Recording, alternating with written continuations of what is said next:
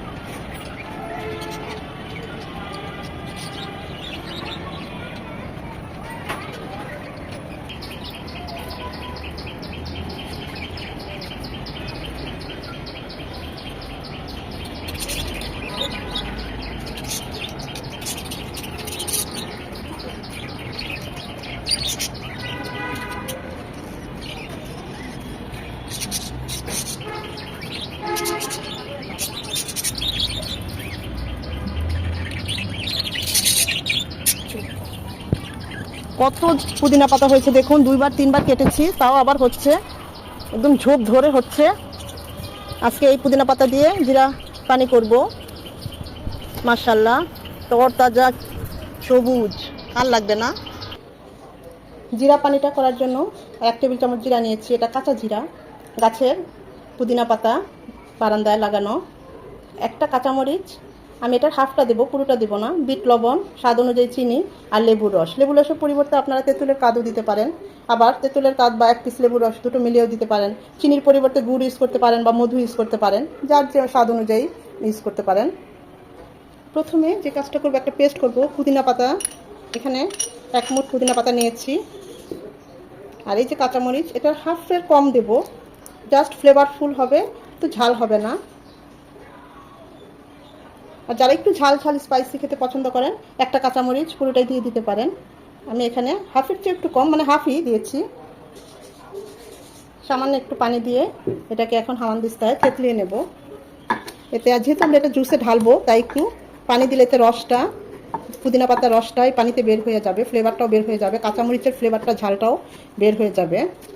যতটুকু সম্ভব একটু ভালোভাবে থেতলিয়ে নেব, যেন আমরা যখন জিরা পানিতে এটা মেশাবো, পুরা পানিতে এর ফ্লেভার টেস্ট দুটোই খুব ভালো আসে।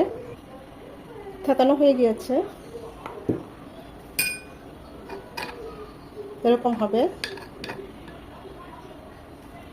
এখন এখানে আমি আরও 1 টেবিল চামচ পানি দিয়ে দিলাম, যেন সব কিছু ভালোভাবে উঠিয়ে নিতে পারি। পুদিনা পাতা, রস, ফ্লেভার, পাতাগুলো সব।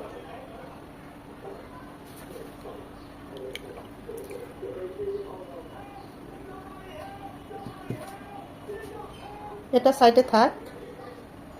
চুলায় একটা হাঁড়ি বসিয়েছি, দিয়ে দিচ্ছি সে কাঁচা জিরা 1 টেবিল চামচ। এটাকে একটু ভেজে নেব, যে পর্যন্ত এর থেকে ফ্লেভার এবং কালার চেঞ্জ না হয়। হালকা আছে। যদি স্ট্রং ফ্লেভার পেতে চান তাহলে একটু বেশি সময় নিয়ে জিরাটা ভেজে নেবেন। আর যদি লাইট ফ্লেভার পেতে চান, টেস্ট এবং ফ্লেভার, তাহলে হালকা করে ভেজে নিলেই হবে।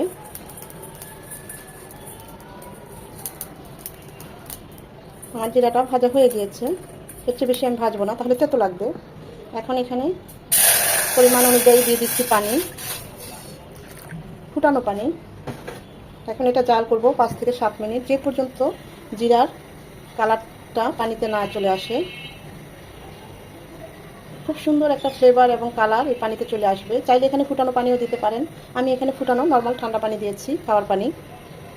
আবার ট্যাপের পানি দিয়েও 15 মিনিট, 12-15 মিনিট জাল করে নিতে পারেন। 5-7 মিনিট পানিটা জাল করলেই দেখবেন কালারটা আরও ডিপ হয়ে যাবে। আরও বেশি ফ্লেভারফুল হবে।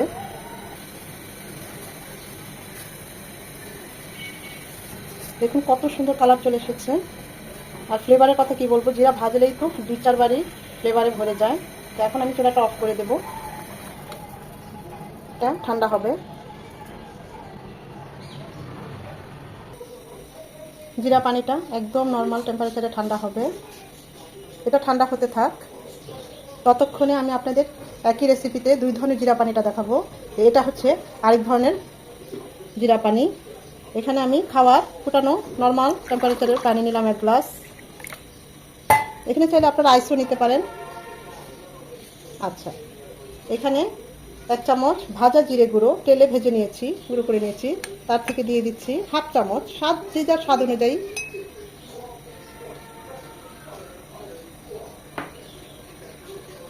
আমরা যে পুদিনা পাতার কাঁচামরিচ পেস্ট করে নিয়েছি একটু পানি দিয়ে, সেটা দিয়ে দিচ্ছি 2 চামচ।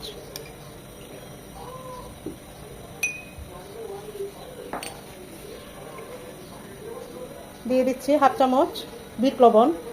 অবশ্যই বিট লবণটা দিবেন, এতে টেস্ট খুব ভালো আসে। যদিও দিয়ে দিচ্ছি 1 চামচ লেবুর রস, আর স্বাদ অনুযায়ী চিনি। চিনিটা যে যার স্বাদ অনুযায়ী দিবেন, আমি 2 চামচ দিলাম। এখন সব কিছু ভালোভাবে নাড়িয়ে নিলেই আমাদের হয়ে যাবে জিরা পানি। খুব ভালোভাবে মিশিয়ে নিলেই হয়ে গেল জিরা পানি। সাথে যদি 2টো আইস কিউব থাকে তাহলে তো আর কোনো কথাই নেই। আমি তো ঠান্ডা খাই না, তাই আইস আর দিলাম না। তৈরি হয়ে গেল এক ধরনের জিরা পানি।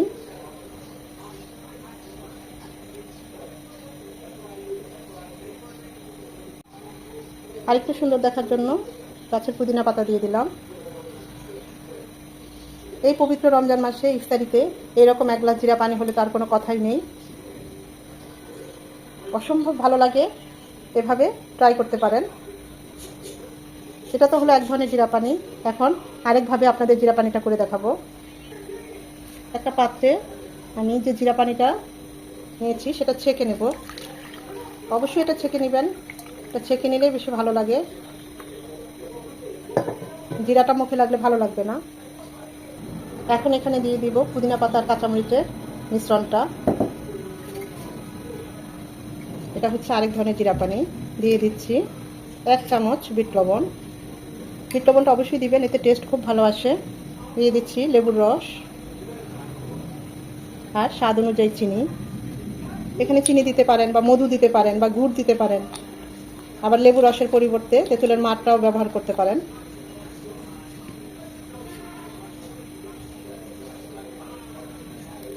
এই সব কিছু মিশিয়ে নিলেই তৈরি হয়ে গেল আমাদের জিরা পানি।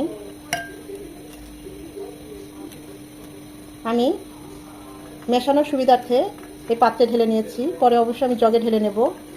আপনারা চাইলে সরাসরি জগেই এই সব কিছু উপকরণ মিশিয়ে নিতে পারেন। এর আগেও আমি জিরা পানি করে দেখিয়েছি, আমার ভিডিওতে আছে। তো বড় বাবু আবারও বলছিল ইফতারির জন্য মা জিরা পানি করো, তাই আজকেও করলাম, আর সেটাই আপনাদের সাথে শেয়ার করলাম। চিনিটা ভালোভাবে গুলে যাওয়া পর্যন্ত মিশিয়ে নিয়েছি। আসলে চিনির স্বাদটা যে যার পছন্দ অনুযায়ী নেবেন, যে যেমন মিষ্টিটা পছন্দ করেন। তো জগে ঢেলে নিয়েছি। পার্সোনালি আমার কাছে এইভাবে এরকম ছেঁকে নিয়ে এই জিরা পানিটা বেশি ভালো লাগে। তবে দুটোই খুব মজা, ওইভাবে করলেও ভালো লাগে, এভাবে করলেও ভালো লাগে, কিন্তু কেন জানি আমার কাছে এইভাবে করে নিলে বেশি ভালো লাগে। আপনারা দুটোই ট্রাই করবেন, যেটা ভালো লাগে সেটাই প্রেফার করবেন। তৈরি হয়ে গেল আরেক ধরনের জিরা পানি, অসম্ভব মজার। এই গরমে আবার এই রমজান মাসের পবিত্র ইফতারিতে এই ধরনের 1 গ্লাস জিরা পানি রাখবেন, দেখবেন খুবই ভালো লাগবে। মন প্রাণ দুটোই শীতল হয়ে যাবে। সাথে যারা ঠান্ডা পছন্দ করেন অবশ্যই বরফ কুচি দিবেন বা ঠান্ডা পানি দিয়ে করবেন। আমার কাছে তো এই লাইট জিরা পানিটাই বেশি পছন্দ, তাই আমি ওভাবেই করেছি। ডিপ হলে অবশ্যই আরেকটু জাল করে নেবেন, তখন দেখবেন আরেকটু কালারটা ডিপ হয়ে আসবে। আশা করি ভিডিওটা ভালো লেগেছে। যদি ভালো লেগে থাকে এভাবে একবার হলেও ট্রাই করবেন বাসায়। আর বাসায় ট্রাই করলে অবশ্যই আমাকে কমেন্ট করে জানাবেন। যারা নতুন তাদেরকে বলছি, এই রমজানে ইফতারিতে একবার হলেও এরকম একটা জিরা পানি ট্রাই করবেন। আশা করি আপনাদের ভালো লাগবে, নিরাশ হবেন না, এইটুকু বলতে পারি।